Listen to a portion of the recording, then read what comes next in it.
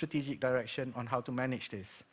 In terms of Korea, if you look at the pop culture that it has incidentally exported, as of now, it is becoming something that's actually quite positive because countries, population in other countries are exposed to certain themes that are essentially bring about, by the K-pop culture. But I would argue that K-pop is not entirely Korea. Korea is much more than K-pop. Korea has much more to offer in terms of its culture, its tradition, its people, its vision, and that in itself is unfortunately not fully utilized. What is also worrying is that when one sort of culture or subculture is exported very strongly and it's not being managed or it's not being balanced, then the real culture and the real understanding of the nation actually subsides. It gets suppressed because people tend to choose. Unless you're an academic and you're really interested in Korean culture, then that's a separate matter. So I'm not saying that pop culture is not good. What I'm saying is that it needs to be balanced to what Korea really is. My children cannot understand Korea as K-pop. My children need to know Korea as Korea and what it is, what it can offer and the people and so on and so forth.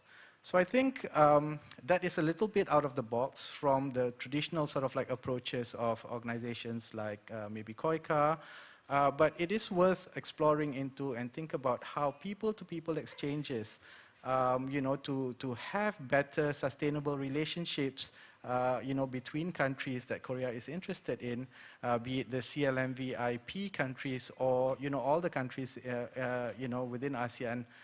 It's up to Korea to decide, but it is actually, I think, quite important to explore the real people-to-people exchanges. And thirdly, I'd like to also, add on one more thing, which is essentially the approach to development. And I've touched a little bit about aid versus more strategic partnership. Unfortunately, when we talk about aid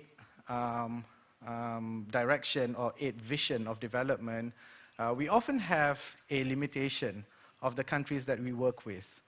So countries like Malaysia, like you have rightly mentioned, Thailand and Singapore will not be in the list anymore because they have graduated. Now this is quite interesting because it was before introduced by the Washington Consensus of DAC, the Development Assistance community. That when you reach to a certain point, you are considered as a country that has graduated. Therefore, you have to basically take on all this responsibility yourself. Now, there was a point of time when this thinking was very popular. And by right, if you think about it, yes, indeed, countries that have already achieved a certain level of development should not be accepting aid money anymore. They should be dealing with their problems themselves. But this is problematic. This thinking is problematic because it starts from an ODA point of view. It starts from an aid point of view. It does not start with a partnership point of view. So think about, some of these advanced middle income countries that have actually passed a certain level of development, but finds it quite, difficult to get out of that level to arrive to a high income nation.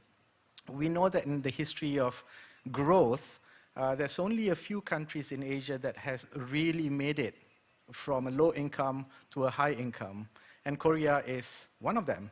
But most of the countries get stuck at the middle and advanced middle income stage. And Brookings Institute, I think a number of years ago, termed this, Homi Karas namely, termed this as the middle income trap. And this is also very pertinent in countries in South America. So, Argentina has been a middle income country for 50 years. They find it very difficult to graduate. Chile, as I have mentioned, have graduated in terms of wealth creation, but has not really, graduated in terms of, reducing the gap between the rich and the poor.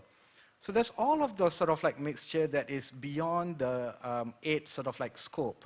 But if we have a vision of a more strategic partnership, it could fall within that vision and think of ways of how we can engage with countries at the middle income stage, to basically be also responsible for themselves as well as their role for development in the region. And I give you this example, for sure that Thailand has already formed its international cooperation agency called TICA, and just last month, Indonesia has pledged $212 million for Indonesia Aid, an agency that they have just set up, to sort of like organize how they can also contribute in international aid. Now, what their direction is, I'm not entirely sure. Obviously, these organizations would have certain, direction that is defined by their government. But what's more important is that we are looking at a world that is really changing, whereby countries does not necessarily have to be high income to be involved in international development. And what's interesting is that I think this is a phase where Korea or KOICA can give a lot of direction, share of experiences, and help sort of like move some of this organization forward with a clearer vision of a shared co-prosperity and not just wealth creation. Because we also don't want countries to set up international aid agencies to promote, just soft diplomacy for its country or to promote its economic growth, among other countries. We know that some aid agencies in the past have been used, to promote some of these agendas. So my point is that it is actually quite an interesting phase for some of these countries, be it if